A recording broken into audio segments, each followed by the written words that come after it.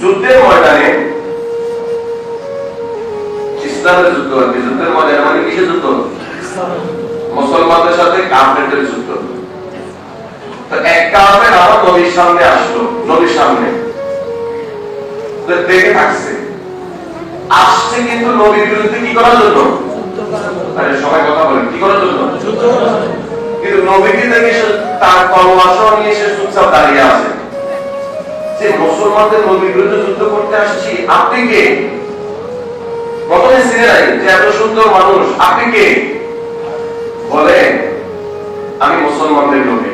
সুবহানাল্লাহ। তার মানে আমি তো আপনার বিরুদ্ধে যুদ্ধ করতে আসছি, তা আমি আর আপনাকে মুখোমুখি হয়ে গেছি, আপনি আমাকে কিছু করতেছেন না? যে আমি তো কাউকে মারার জন্য আসি নাই, আমি তো এই জগতের রহমতুল আলামিন হয়ে এসেছি,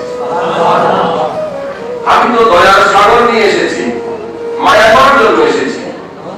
তো তখন সে বলতে থাকে, ঠিক আছে, আপনি যেহেতু দয়া করার জন্য আসছেন, আমি তো আপনার বিরুদ্ধে অস্ত্র ধারণ করেছি, এখন আপনার পথে আসবো, আপনি আমার কি দিবেন বলেন?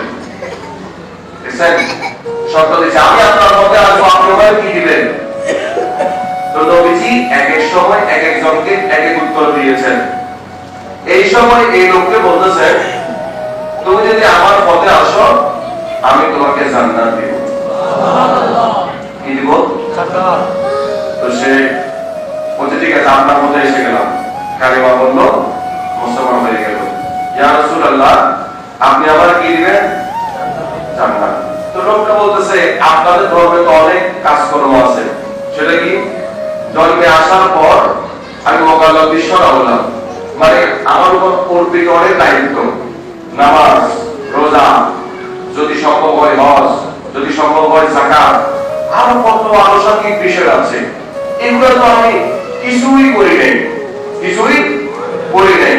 তাহলে এখন আমি এই পথে আসলাম, যদি আমার এই কাজগুলো বেশি করার সুযোগ না হয়, তাহলে আমি কি জান্নাত পাবো?